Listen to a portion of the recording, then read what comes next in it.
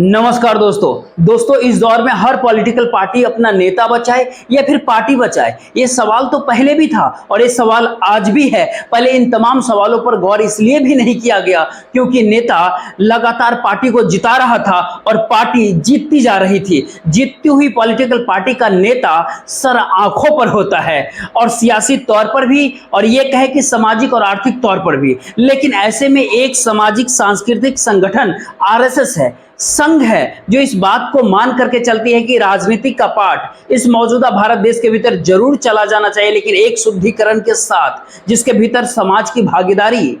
और लेकिन समझिए कि धीरे धीरे बीते 10 सालों के भीतर जो प्रशासक, जो शासन, जो शासक, जो उस राजनीतिक के तौर तरीके मौजूदा भारत देश में नरेंद्र मोदी सत्ता ने इस देश के भीतर परोसा, उससे प्रभावित भारतीय जनता पार्टी भी हुई। और इस सवाल धीरे धीरे करके धीरे धीरे उसी शक्ल में सामने तो आ गया कि नेता बचाए या फिर इस दौर में पार्टी बचाए। लेकिन सवाल है कि इस बार जिस शक्ल में ये तमाम सारे सवाल आए, उसमें सवाल ये होता है कि नेता तो बचाएंगे ही तो पार्टी खत्म हो जाएगी। अगर पार्टी तो बचाएंगे तो फिर नेता को बदलना पड़ेगा।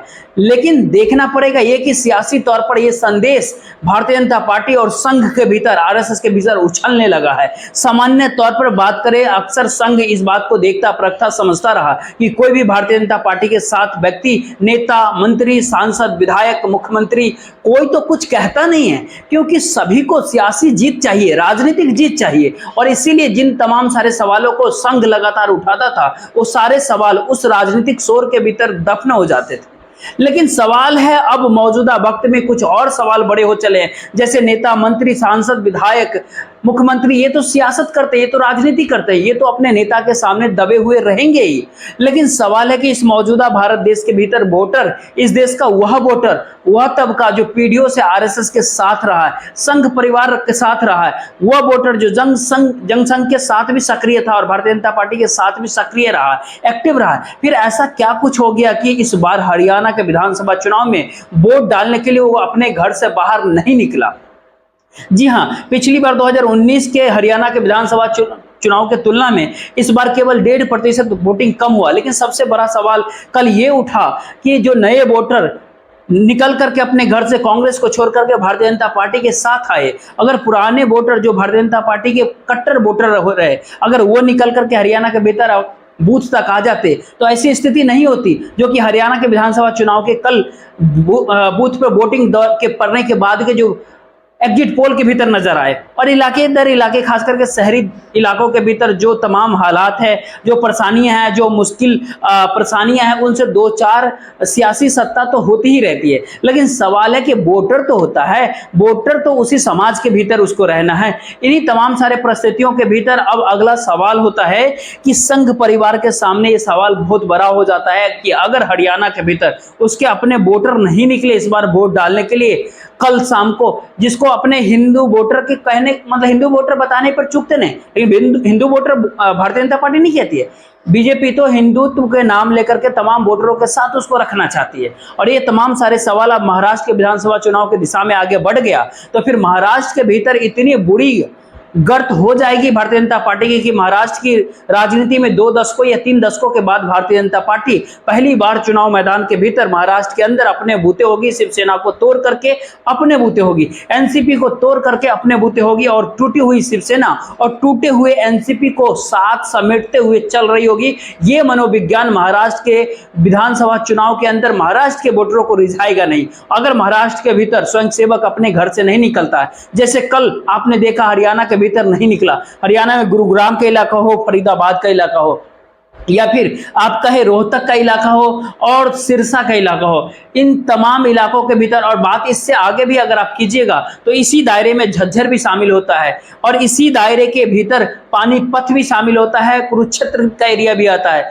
तो फिर क्या कुरुक्षेत्र, क्या पानीपत, क्या झज्जर, क्या सिरसा, युद्ध की तमाम परिस्थितियां तो भारतीय जनता पार्टी के भीतर होती है। अगर ऐसे में वोटर इस अंदाज में बोलना शुरू कर दे कि हम आपको वोट देंगे नहीं, और ऐसा नहीं है कि हम आपको वोट नहीं दे रहे हैं तो आपके विपक्ष में खड़े कांग्रेस पार्टी को दे देंगे, जी नहीं, ऐसी भी परिस्थिति नहीं है। क्योंकि वोटरों के सामने, क्योंकि भारतीय जनता पार्टी के साथ हमेशा से रहा, उसके भीतर अभी भी ये तमाम सारे सवाल है कि कांग्रेस पार्टी हिंदू के खिलाफ है, इसीलिए वो वोट नहीं देंगे। उनके जहन में अभी भी बहुत सारे सवाल है, क्या सच में कर्नाटक के भीतर गणेश जी को शिक्षकों के पीछे रख दिया गया है? नहीं, ये कह ले कि उनके अंदर ताले लगा दिए, उनको वहां कैद कर दिया गया, बंद कर दिया। जिन तमाम सारे बातों को लेकर के तमाम कार्यकर्ता सड़क पर उतर आए थे, जिन तमाम सारे सवालों के आश्रय आरएसएस यानी संघ के वोटर या फिर भारतीय जनता पार्टी का वोटर घुमरता है, उसके भीतर कांग्रेस फिट बैठ नहीं रही है, तो फिर सही है। लेकिन सवाल है कि ऐसी परिस्थितियां आ गई जो भारतीय जनता पार्टी का अपना वोटर ही भारतीय जनता पार्टी के साथ खड़े रहने को तैयार नहीं है, तो फिर ऐसे हालात में नरेंद्र मोदी और अमित शाह क्या करेंगे? एक ऐसा सवाल है जिस सवाल का जवाब ना नरेंद्र मोदी के पास है ना संघ के पास है, और इस सवाल का जवाब क्या तय होगा? नेता पार्टी, अगर नेता को लेकर के वैकल्पिक परिस्थितियों को देखना है तो एक दो नहीं बल्कि कई 4-5 सवाल मौजूदा वक्त में भारतीय जनता पार्टी के भीतर और संघ परिवार आरएसएस के भीतर घुमरना शुरू कर दिया है। इन 3-4 सवालों के जवाब भारतीय जनता पार्टी के भीतर बैठे हुए वह तमाम लोग चाहते हैं, जो रणनीति बनाते हैं, स्ट्रेटेजी तैयार करते हैं, जो ताकत देते हैं देश के आम कार्यकर्ताओं को, जो प्रोफेशनल वर्ल्ड के भीतर कहीं ना कहीं भारतीय जनता पार्टी और संघ से जुड़े हुए पुराने दौर में और इस दौर में वो करीब तकनीकी युग से जुड़े हो, या फिर ये कह ले कि आंकड़ों की दुनिया में, आंकड़े की दुनिया में अर्थशास्त्र को संभाल रहे हो, ऐसे तमाम लोगों के कतार है जो इस बात को समझ रहे हैं कि इस मौजूदा भारत देश की अर्थव्यवस्था इस देश के आम लोगों के अनुकूल नहीं है। सवाल केवल मिडिल क्लास वर्ग का नहीं है। और इन तमाम परिस्थितियों के बीच भी अगर भारतीय जनता पार्टी इस समय में इस तिरस्म को खारा करती चली गई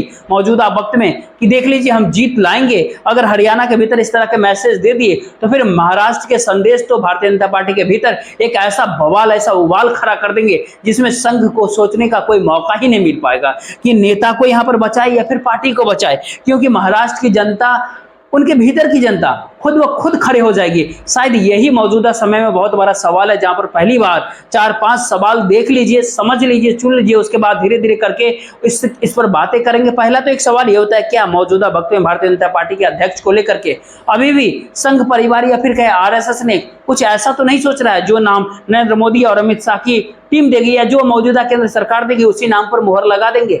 ऐसा बिल्कुल भी मत सोचिए। वही अगला सवाल होता है कि जिस तरीके से राज्य के मुख्यमंत्रियों को बदला गया लगातार और किसी भी पर्ची के तहत मुख्यमंत्री बना दिया हुआ, इस तरीके से लाया गया जो कि वहां के जेन्युइन अधिकार मुख्यमंत्री बन सकते हैं। अगर आप किसी को हटा रहे हैं, चाहे वो वसुंधरा राजे हो या फिर कहे वो शिवराज सिंह चौहान हो मध्य प्रदेश में, या फिर वो रमन सिंह, यानी बात तो यह भी है कि दरअसल भारतीय जनता पार्टी के केवल 3 मुख्यमंत्री मौजूदा वक्त में फिट है। उसके भीतर एक उत्तर प्रदेश का मुख्यमंत्री योगी आदित्यनाथ होते हैं, एक असम होते हैं, तीसरा उत्तराखंड होता है। उसके बाद कोई मुख्यमंत्री फिट नहीं है भारतीय जनता पार्टी के। यहाँ की महाराष्ट्र के डिप्टी सीएम देवेंद्र फडणवीस ने भी भारतीय जनता पार्टी का बंटाधार किया, जिस राजनीति को सालों साल से सींचा गया, बड़ा किया गया, उसका भी बंटाधार हुआ, तो बदलना तो इन तमाम लोगों को होगा। आखिर ये अगला सवाल होता है। लेकिन यहीं पर एक तीसरा सवाल, सबसे बड़ा सवाल होता है कि आपके सामने मौजूदा वक्त में विकल्प क्या है प्रधानमंत्री पद को लेकर के? कौन सा व्यक्ति है जो मौजूदा दौर में फिट बैठता है प्रधानमंत्री पद को लेकर के? इस नाम का तुरंत खोज करने शुरू कर दीजिए, अन्यथा भारतीय जनता पार्टी अगर इस चेहरे के आश्रय धीरे धीरे आगे बढ़ती चली जाएगी। इन चेहरों को लेकर के संघ ने पहले ही बाकायदा मुखपत्र ऑर्गेनाइजर के भीतर लिखा भी कि 2024 के लोकसभा चुनाव से पहले बताया कि यह चेहरा अब काम नहीं करेगा। तो अब तक इस चेहरे के आश्रय मौजूदा केंद्र के भीतर क्यों टिके हुए है भारतीय जनता पार्टी? और चौथा सवाल यही योगी आदित्यनाथ को लेकर के, क्या योगी आदित्यनाथ को लेकर के, उनके उत्तर प्रदेश में होने को लेकर के कहीं ना कहीं मौजूदा भारत देश के भीतर उन वोटरों को एक आस है कि योगी आदित्यनाथ है, तो उन वोटरों को आस है कि वो जिस उम्मीद और आश्रय, जो सालों साल की मेहनत उन्होंने भारतीय जनता पार्टी के लिए जिस भी रूप में किया हो, और जिस भी रूप का मतलब ये होता है कि जिस हिंदुत्व का बोलबाला होना चाहिए था और जिस हिंदुत्व या फिर कहीं हिंदू मुस्लिम की प्रकाष्ठा के भीतर भारतीय जनता पार्टी ने अपनी सियासत किया, राजनीति की, उसको लेकर के प्रदेश के प्रधानमंत्री नरेंद्र मोदी तो चूक गए। वो अपनी सियासत को साधने में लग गए, खुद को बचाने में लग गए। लेकिन योगी आदित्यनाथ को मौजूदा वक्त में परेशान क्यों किया जा रहा है? क्या सच में योगी आदित्यनाथ अध्यक्ष या योगी आदित्यनाथ प्रधानमंत्री पद में किसी पद के लिए फिट नहीं बैठते हैं? ये मौजूदा वक्त में बहुत बड़ा सवाल होता है। प्रोफेशनल एस्पेक्ट में सवाल तमाम सारे लोगों का है कि जो लोग बाहर रहते हैं, जिन्होंने संघ से बचपन में ही ट्रेनिंग पाई है, कोई भी ऐसा राज्य मौजूदा समय में आप कोई भी ऐसा राज्य क्यों नहीं खड़ा कर पाए जिस राज्य के आश्रय आप ये कह सकते थे कि देखिए बीते 10 सालों के भीतर ये हमारा मॉडल है। आपने एक मॉडल गुजरात के भीतर खड़ा किया, जी हाँ, उन्हें मान्यता भी आप दिया, लेकिन ये मॉडल उत्तर प्रदेश के भीतर क्यों खड़ा नहीं किया गया और उसको उस अंदाज में, उस तर्ज पर क्यों नहीं? अगर उत्तर प्रदेश के भीतर जो संघ परिवार की सोच है, जो आरएसएस की सोच है, जो शुरुआत में भारतीय जनता पार्टी आई उसकी जो समझ थी उस आश्रय, अगर भारतीय जनता पार्टी उत्तर प्रदेश को खड़ा करती, क्योंकि 2017 से तो उत्तर प्रदेश के भीतर लगातार भारतीय जनता पार्टी बहुमत के साथ है और पूरा किला ढहढहाते हुए 2024 के लोकसभा चुनाव के बाद ढहढहाते हुए दिख रही है कि 2027 के उत्तर प्रदेश के विधानसभा चुनाव में भारतीय जनता पार्टी लौट भी पाएगी या नहीं लौट पाएगी। इसमें दो सवाल है, एक तो यूपी की सत्ता और दिल्ली की सत्ता के जरिए जो ताना बाना योगी आदित्यनाथ सरकार के लिए जो बुने जाता है, उनके परेशानियों को लेकर के जो बुना जाता है, दिल्ली से जो परेशान किया जाता है योगी आदित्यनाथ को, उस भीतर तो ना कोई इस देश में प्रयोगशाला बचेगा, ना ही कोई किला बचेगा। तो क्या सच में कोई मौजूदा वक्त में सरकार का रुख सुधरने लगा? क्योंकि उनको इस बात को समझ में अब आने लगा कि हरियाणा के विधानसभा चुनाव के परिणामों में एग्जिट पोल के भीतर जो भी दिखा, जो भी मुद्दे भारतीय जनता पार्टी ने हरियाणा के भीतर उछाले, वो मुद्दे कांग्रेस से छिटक करके आए रहते, चाहे वो कुमारी शैलजा का मुद्दा हो, चाहे दलितों का मुद्दा हो, चाहे छत्तीस बिरादरी का मुद्दा हो, या फिर जाट का मुद्दा हो, हरियाणा के विधानसभा चुनाव में चाहे हुडा को लेकर के मुद्दा हो। लेकिन इन तमाम बातों के भीतर, महाराष्ट्र के भीतर ये तमाम सारी चीजें नहीं चलेगी। यहाँ तो कुछ बन गया क्योंकि कुछ वोट भी संभल गया, अन्यथा जो रिजल्ट आना था वो तो 60 से 70 सीटें कांग्रेस जीत जाती अगर वो एकजुटता के साथ नजर आती हरियाणा के विधानसभा चुनाव के भीतर। कुछ कम इसलिए हुआ कि वही वोट बैंक छिटक करके भारतीय जनता पार्टी के अंदर आ गई। यहाँ पर अंत में एक सवाल जो राजनीतिक तौर पर उभर रहा है वो लगातार महाराष्ट्र के विधानसभा चुनाव को लेकर के इस हद तक आगे होता कि क्या अब किया जाए। ऐसे में संयोग से आप सोच लीजिए कि कल देश के प्रधानमंत्री नरेंद्र मोदी महाराष्ट्र के भीतर मौजूद थे। वो जिन तमाम सारे बातों का जिक्र महाराष्ट्र में, जिन अंदाज में, जिन तर्ज पर जिक्र कर रहे थे, और संयोग से कल ही राजस्थान के भीतर उन्हीं तमाम बातों का जिक्र राजस्थान के भीतर सरसंघचालक मोहन भागवत अपनी तर्ज पर, अपने अंदाज में कर रहे थे। इन दोनों बातों को अगर आप एक साथ कोरिलेशन करके देखिएगा, कोरिलेट कीजिएगा, तो आपको पता चल जाएगा कि दरअसल ये भारतीय जनता पार्टी और आरएसएस कैसे खड़ी है। पहले तो प्रधानमंत्री नरेंद्र मोदी की इस भाषण को जरा थोड़ा सा आप देख लीजिए, सुन लीजिए कि वो क्या कुछ कहते हैं महाराष्ट्र के मंच से। देखिए। सरकार बनाने का सपना देख रही है। कांग्रेस जानती है कि उसका वोट बैंक तो एक रहेगा, लेकिन बाकी लोग आसानी से बढ़ जाएंगे, टुकड़े हो जाएंगे। इसलिए कांग्रेस और उसके साथियों का एक ही मिशन है, समाज को बांटो, लोगों को बांटो और सत्ता पर कब्जा करो। इसलिए हमें अतीत से सबक लेना है। हमें हमारी एकता को ही देश की ढाल बनाना है। हमें याद रखना है, अगर हम बटेंगे तो बांटने वाले आप ध्यान दीजिए, भारतीय जनता पार्टी को कहे या फिर नरेंद्र मोदी को कहे, इस देश के प्रधानमंत्री को कहे, कुछ भी कहे, साफ समझ में अब आने लगा कि इस देश के भीतर जो बहुसंख्य वोटर भारतीय जनता पार्टी के साथ था, क्योंकि नरेंद्र मोदी के साथ था, वो मौजूदा वक्त में धीरे धीरे छिटक रहा है। सवाल मौजूदा वक्त में राजनीतिक तौर पर परिभाषित करने का है कि प्रधानमंत्री नरेंद्र मोदी ने उसको नए तरीके से परिभाषित इस अंदाज में कर दिया कि कांग्रेस के पक्ष में उसका अपना वोट बैंक तो बना रहेगा, लेकिन मौजूदा वक्त में सवाल है कि बाकी जो वोट है वो अगर अलग अलग हिस्सों में बढ़ जाएंगे तो फिर हम बढ़ जाएंगे, हम खत्म हो जाएंगे, उनकी महफिलें सज जाएगी। उनकी महफिल सजने मत दीजिए। प्रधानमंत्री ने यही सब बात तो कहा। सियासी तौर पर ये तमाम सारी परिस्थिति बटने, बांटने, कटने, जुटने, एकजुट होने की, महफिल सजने की, इन तमाम सारे बात जब आती है निकल करके तो संकट गहरा होता है। ये भाषण कोई नेता नहीं, कोई संसद नहीं, कोई आम कार्यकर्ता नहीं, इस देश के प्रधानमंत्री नरेंद्र मोदी खुद कहते हैं। इस भाषण को आपने जब देख लिया तो इसी समय कमोबेश राजस्थान के बहरान नगर के भीतर सरसंघचालक मोहन भागवत स्वयं सेवकों को क्या कुछ कहते हैं, क्या बोलते हैं, उनके क्या शब्द होते हैं। वो कहते हैं कि हिंदू समाज खुद को इस दौर में एकजुट करे। वहां पर ना बंटने का ऐलान है, यहां पर एकजुट करने का जिक्र है, और एकजुट करने के लिए भाषा, जाति और क्षेत्रों के हिसाब से ना बटे, ना उठे। जरा देखिए मोहन भागवत संचालक, जो सवाल जाति का उठ रहा है, जो सवाल राहुल गांधी बार बार कर रहे हैं देश के भीतर कि हम चाहते हैं कि जाति जनगणना देश के भीतर होनी चाहिए, मौजूदा भारत देश में सामाजिक आर्थिक तौर पर एक्सरे होना चाहिए। वहीं पर एक सामाजिक सांस्कृतिक संस्था जो खुद को कहती है आरएसएस संघ, वो अब ये बात कहती है कि देखिए भाषा, जाति, क्षेत्र, तमाम सारी चीजें, वो आगे ये भी बोलते हैं सुरक्षा के लिए हिंदू समाज को एकजुट होना ही होगा, होना पड़ेगा। केवल मैं या मेरा परिवार भर से काम नहीं चलेगा, समाज को एकजुट होना पड़ेगा, समाज को जुड़ना पड़ेगा, समाज को जोड़ना होगा। उसके बाद वो कहते हैं भारत हिंदू राष्ट्र है, हम यहाँ पर प्राचीन काल से रह रहे हैं, हालांकि हिंदू शब्द बाद में आया। यहाँ पर रहने वाले भारत के सभी संप्रदायों के लिए हिंदू शब्द का प्रयोग किया जाता था। हिंदू सभी को अपना मानते थे और सभी को स्वीकार करते थे, और हिंदू ये भी कहते थे कि हम सही हैं और आप भी अपनी जगह पर सही हैं। सवाल है कि एकजुटता की ये खोज राजस्थान के एक मंच से खुले तौर पर आरएसएस के संचालक मोहन भागवत कह रहे हैं। जो मोहन भागवत का कहना है कि आरएसएस का काम यांत्रिक नहीं है, टेक्नोलॉजी जैसा नहीं है, बल्कि ये कहे कि विचारशील है। इसीलिए संघ की जो पूरा मूल्य होता है वो समूह के भीतर होता है, समूह के तौर पर होता है। फिर वो स्वयंसेवक सरसंचालक मोहन भागवत स्वयंसेवक के परिवार तक दुनिया के तमाम किसी संगठन के तुलना में सर संचालक मोहन भागवत और आरएसएस कहीं बहुत बड़ी संगठन है। तो इस देश मतलब प्रधानमंत्री नरेंद्र मोदी के द्वारा कही गई बात महाराष्ट्र के एक मंच से, दूसरी तरफ राजस्थान से सरसंचालक मोहन भागवत के द्वारा कही गई बात, दरअसल इस मुश्किल रेखा को दोनों खींच रहे हैं, जहां पर अपने ही संघ से निकले हुए प्रचारक की सत्ता को बचाए, या फिर ये कहे कि इस मौजूदा भारत देश के भीतर संघ के विचारों के आश्रय दोबारा से फिर से भारतीय जनता पार्टी के लिए एक राजनीतिक जमीन को नए सिरे से, नए तरीके से, नए रवायत के साथ तैयार करे।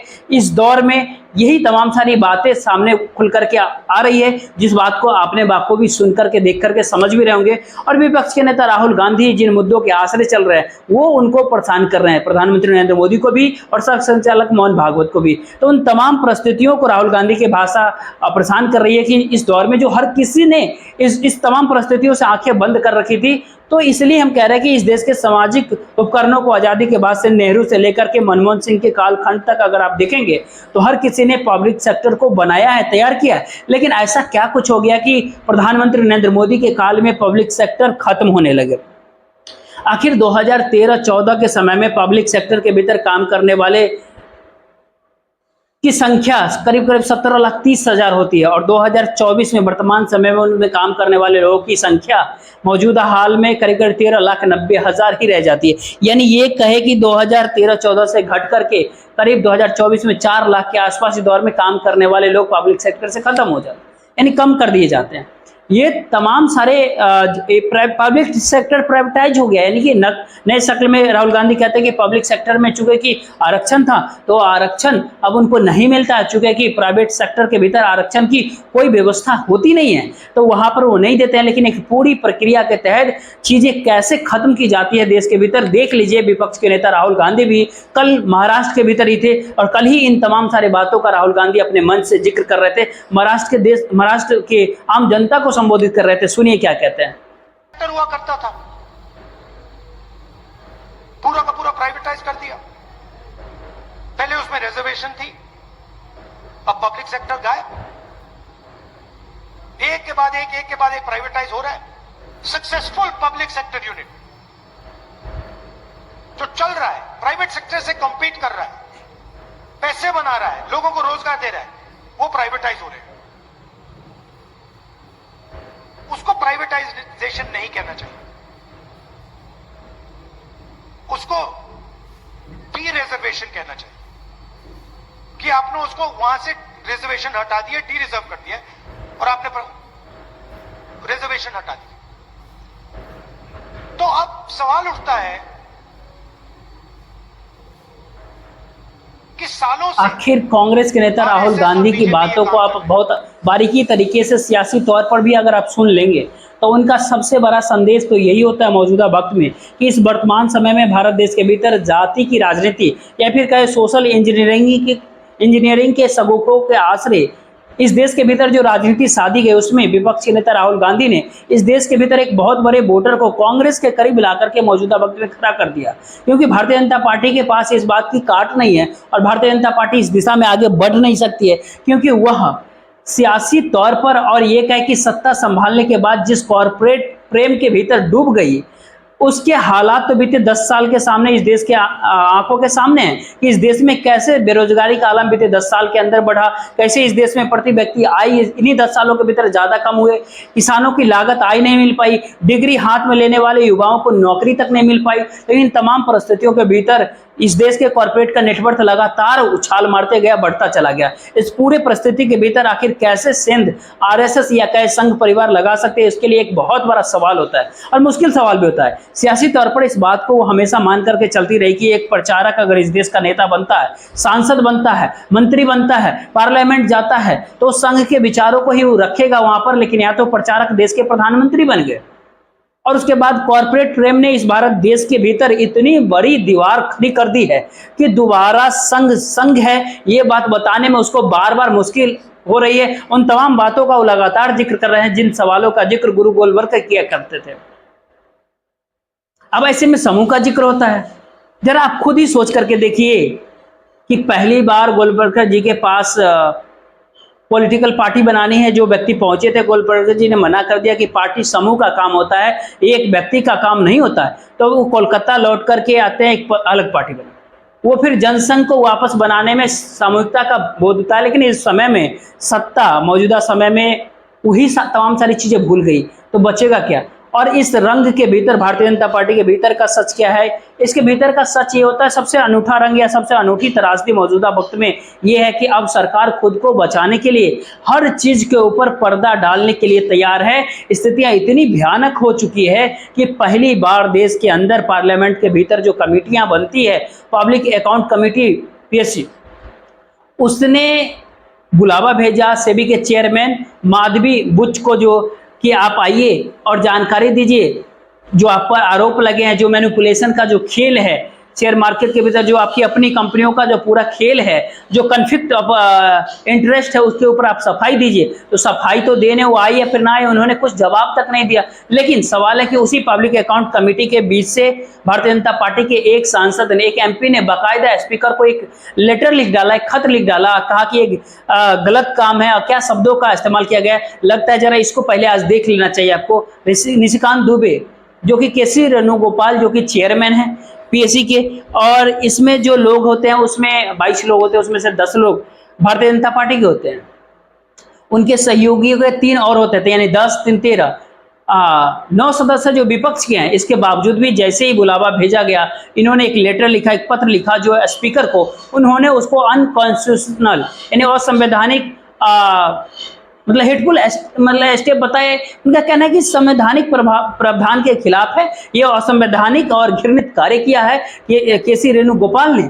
और ये नियम ये कहता ही नहीं कि उनको बुलाया जाए, क्योंकि नहीं सीएजी ने कोई रिपोर्ट सौंपी है, नहीं केंद्र सरकार ने कुछ कहा, तो आप ऐसे में बुला कैसे सकते। अब जरा आप सोच के देखिए, पार्लियामेंट्री कमेटी बनी हुई है, उसके भीतर भी भारतीय जनता पार्टी लड़ रही है, जबकि भारतीय जनता पार्टी के सदस्य ने ही है माधवी भुज, उनको नियामक संस्था को देखनी है, उन्हीं को तमाम सारी चीजों को संभालना है, और वही इस तरह की डमाडोल कर रहे हैं। इसीलिए कमेटी के लिए जिन शब्दों के जरिए जिन बातों को लिखा गया उसमें और तमाम सारे बातों को समझना बुझना चाहिए। उन्होंने सीधे तौर पर यह कह दिया कि ऐसी क्या कारण है कि यह असंवैधानिक है, गैर कानूनी है, भारतीय संविधान के अनुसार नहीं है, यह अत्यधिक निंदनीय है। उन्होंने कहा सेबी की जो भुज है, माधवी भुज पर हितों का टकराव का जो उनके ऊपर आरोप लगाया गया, ये टोटली अनकॉन्स्टिट्यूशनल, दिल्ली का हाईली डिप्लोमेट तरीके से ये किया गया, इनको इन्वेस्टिगेट करने का इस पर कोई अधिकार नहीं है।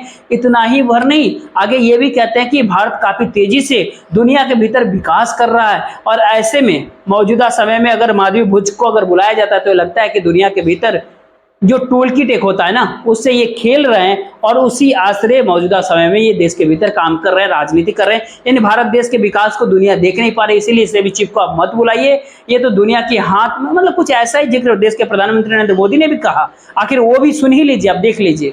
असली रंग खुलकर सामने आ गए हैं। कांग्रेस को अब अर्बन नक्सल का गैंग चला रहा है। पूरी दुनिया में जो लोग भारत को आगे बढ़ने से रोकना चाहते हैं, कांग्रेस अब खुलकर उनके साथ खड़ी है।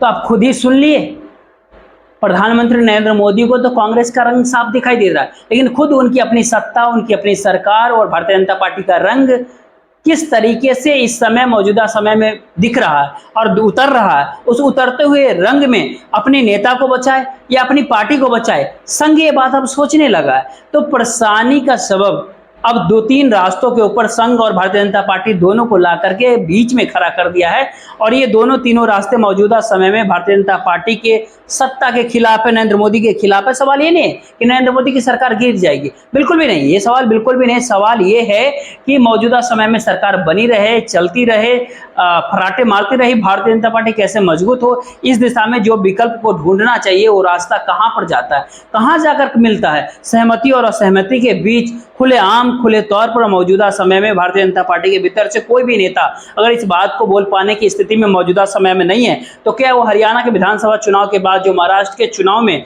जो बुरी गत आरएसएस खुद इस समय में सोच पा रही है, देख पा रही है, अगर ऐसा हो गया महाराष्ट्र के भीतर तो कौन किस रूप में निकल करके आएगा। संघ को इस बात का भी चिंता है। सवाल अनुशासन का नहीं, अनुशासन से एक कदम आगे का सवाल होता है। अनुशासन का मतलब तो केवल अपने सत्ता के खिलाफ कोई आवाज नहीं उठाना है, लेकिन सवाल है कि अनुशासन के आगे का जो सवाल होता है कि अगर आवाज नहीं उठाए तो आने वाले समय में कुछ भी नहीं बचेगा, इसलिए आवाज उठाने की जरूरत आज है। और ये तमाम सारे सवाल अफसर संचालक मोहन भागवत के भीतर भी समाया हुआ है। अलग अलग जगहों के ऊपर उनके वक्तव्य खुलेआम खुले तौर पर मंचों से नजर आता है। तो पहला रास्ता आरएसएस संघ परिवार से निकलता है कि किस तेजी से पहल करेगा जिससे महाराष्ट्र के विधानसभा चुनाव में कम से कम संघ सेवक और भारतीय जनता पार्टी के कट्टर वोटर तो निकल करके आ जाए, वोट डाल दे। लेकिन मुश्किल हालात यहाँ पर एक होती है कि खुद संघ इस समय में मौजूदा समय में भारतीय जनता पार्टी से रूठा हुआ है, भाजपा से रूठा हुआ है, नरेंद्र मोदी से रूठा हुआ है। ये मैसेज नीचे तक पहुंच गया है। और दूसरी बात, भारतीय जनता पार्टी के भीतर से उठने वाले पहले खट्टर, फिर शिवसेना, फिर राजनीतिक दिल्ली से चलाने की हरियाणा की राजनीति थी। अब ये सवाल महाराष्ट्र के भीतर भी आएगा, जहां पर देवेंद्र फडणवीस की मौजूदगी ने भारतीय जनता पार्टी का बंटाधार तोड़फोड़ के आश्रय महाराष्ट्र के भीतर कर दिया। लेकिन वह भी तो रिमोट पे ही दिल्ली से ही चल रहे थे, ये अलग सवाल है। लेकिन सवाल मौजूदा समय में एक और है, इस सबसे बड़ी सवाल है, महत्वपूर्ण सवाल होते हैं कि अगर हर सवालों का जवाब इस भारत देश की राजनीतिक सत्ता मौजूदा समय में संघ के प्रचारक से प्रधानमंत्री बने नरेंद्र मोदी के कार्यशैली के ऊपर आकर के टिक जाता है, तो ऐसे में रास्ता ढूंढेगा कौन, निकालेगा कौन और निकलेगा कहाँ और निकलेगा कैसे। तो प्रोटोकॉल बताता है कि खुद अपने तौर पर पहल उसी सत्ता को करनी चाहिए, सभी पहल सियासी तौर पर संघ। लेकिन यहीं पर एक और परिस्थिति खड़ी होती है कि संघ परिवार ऐसे हालात तो तैयार कर ही सकता है जहां पर खुद भारतीय जनता पार्टी के भीतर से एक सवाल बाकी लोग उठाने शुरू कर दे। लेकिन ये बाकी सवाल करेंगे कौन, और ये तमाम सारे सवाल आपको महाराष्ट्र के विधानसभा चुनाव से पहले देश के भीतर दिखाई देगा या महाराष्ट्र चुनाव के परिणाम को बाद दिखाई पड़ेगा। ये खेल जो है 2 से 3, 4, 5 महीने के बीच का होता है। तो देखते रहिए, सारा कुछ सामने आपके होगा, क्योंकि पहली बार अब रंग भारतीय जनता पार्टी का उतर रहा है। देखते रहिए आने वाले वक्त में क्या कुछ होता है। फिलहाल इस वीडियो को ज्यादा दूर तक शेयर कर दीजिए, वीडियो को लाइक कर लीजिएगा, चैनल को सब्सक्राइब जरूर कीजिएगा, साथ ही ज्वाइन की बटन दबा करके इस चैनल को ज्वाइन जरूर कर लीजिए। जय हिंद, जय भारत।